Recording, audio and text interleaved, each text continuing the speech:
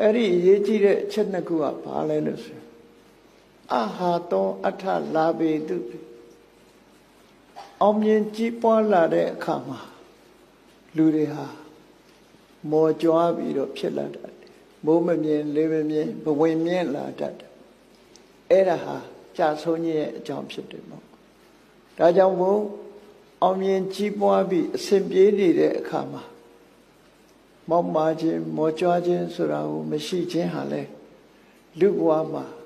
ကောင်းတဲ့အရာတစ်ခုဖြစ်လို့တတိထားအရာတစ်ခုပဲဘောနောက်ဆုံးတစ်ခုကြတော့အထဗျပတ္တိအဗျထောလောကကြီးမှာအစင်မပြေဘူးတစ်ခုခုပျက်စီးဆုံးရှုံးမှုတွေနဲ့ကြုံတယ်စီဝါရေးအစင်မပြေဘူးလူမှုရေးအစင်မပြေဘူးအိမ်တော်ရေးအစင်မပြေဘူးအစင်မပြေမှုတွေတစ်ခုခုဖြစ်လာပြီကျမ်းမာရေးအစင်မပြေဘူးတစ်ခုဖြစ်လာပြီဆိုရင်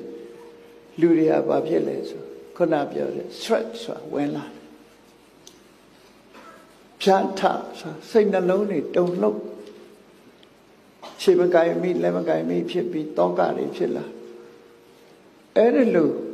ပျက်စီးမှုကြုံလာတဲ့အခါမှာတဲ့စိတ်နှလုံးတုန်လှုပ်မှုမရှိအောင်စဉ်းစားဉာဏ်နဲ့စိတ်ဖြစ်စည်းမှုကိုလျှော့ချခြင်းဟာအရေးကြီးတယ်လို့ဒီအချက်၄ချက်ပဲဒီအချက်၄ချက်